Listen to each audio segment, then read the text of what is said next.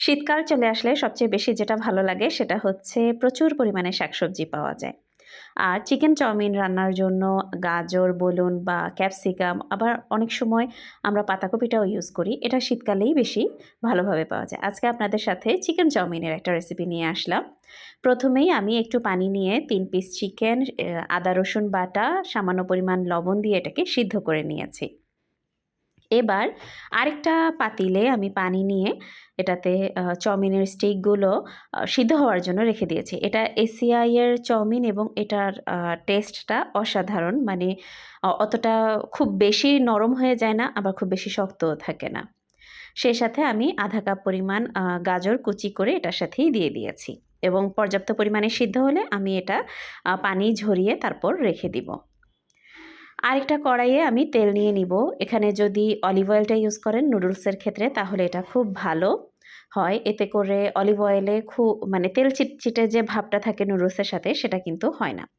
এরপর আমি এখানে ৩ কোষ পরিমাণ রসুন ভালোভাবে কেটে নিয়ে দিয়ে দিব। এটা যখন একটু ব্রাউন হবে তারপর আমি পেঁয়াজ দিয়ে দিব। রসুন ব্রাউন হওয়ার পর পেঁয়াজটা দিলে রসুনের ফ্লেভারটা পুরা মানে চাউমিনেই আপনি পাবেন। এবার দিয়ে দিচ্ছি একটা টমেটো আর কয়েকটা কাঁচামরিচ। যদি আপনারা স্পাইসি চাউমিন খেতে চান সেক্ষেত্রে মরিচের পরিমাণ বাড়িয়ে দিবেন অথবা হট সস ইউজ করতে পারেন। এবার আমি একটা ক্যাপসিকাম আগে থেকে কেটে রেখেছিলাম সেটা দিয়ে দিচ্ছি।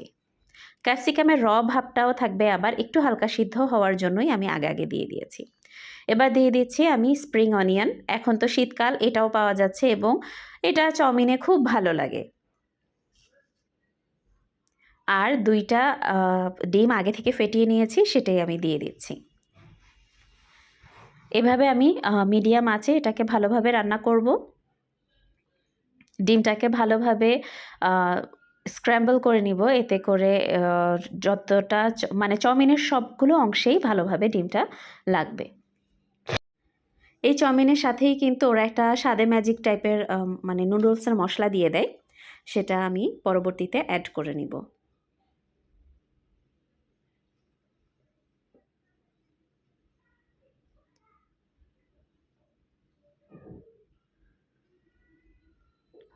এটা যত সময় ধরে রান্না করবেন তত এটার ফ্লেভারটা ভালো আসবে। আর এ পর্যায়ে আমি আগে থেকে সিদ্ধ করে রাখা যে চিকেনটা ছিল সেখান থেকে মাংসটা ছাড়িয়ে নিয়েছি এবং মাংসটা এখানে দিয়ে দিচ্ছি।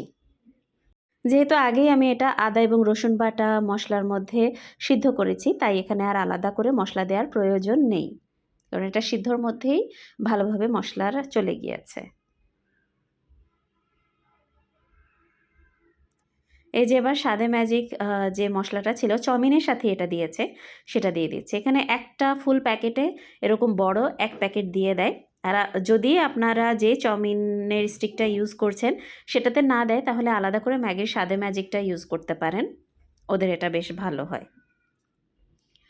বা চাইলে নর বা ম্যাগির চিকেন স্টক পাওয়া যায় সেটাও ইউজ করতে পারেন। এই পর্যায়ে আমি কিছুটা কালো গোলমরিচের গুঁড়া দিয়েছি। আর এবার সিদ্ধ করে রাখা চাউমিনের স্টিকগুলো দিয়ে দিচ্ছি। এবার নাড়তে থাকবেন আর নাড়তে থাকবেন, কেননা প্রতিটা অংশে ভালোভাবে এটার মশলাটা যাওয়া জরুরি। আর এখানে আমি কেচাপ দিয়েছি, টমেটো সস, তারপর ফিশ সস আর ওয়েস্টার সস।